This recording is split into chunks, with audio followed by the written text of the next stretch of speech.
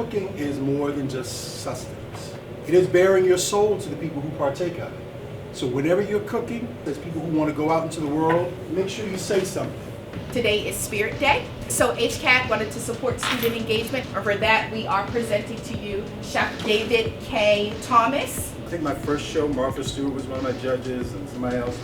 I had to cook some of her stuff. You know how Chopped is. They give you a bunch of stuff that you don't want to cook with. The first time was, a bunch of chefs all his first time competing, and I won that. I was fortunate.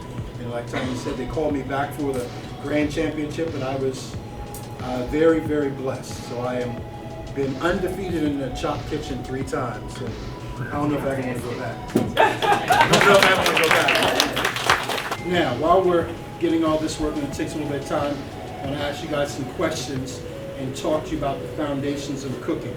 Does anyone in here know who James Hemings is? James Hemings was a master chef. And let me say this to you. Not only was a master chef, he was an enslaved chef for Thomas Jefferson.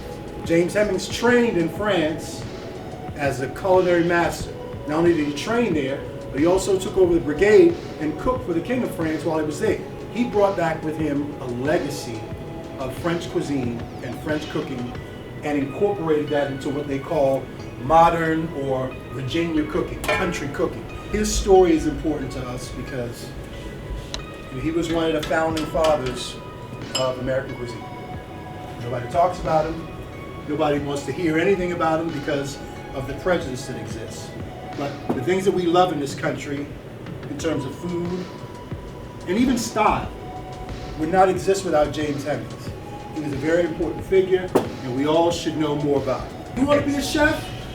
Then you should know the great chefs of this nation. Both him and I are self-taught.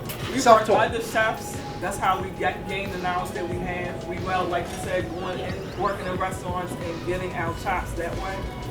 If you really want to stand out, go out there and speak to people. When I say speak to people, do something, say something with your food. Don't just cook just to be cooking. Where you've been in your life, where you want to go. And your food can tell that story. You just got to put yourself into it. So my advice would be reach inside yourself. And if you care about food, if you care about talking to people, then speak to people through your food.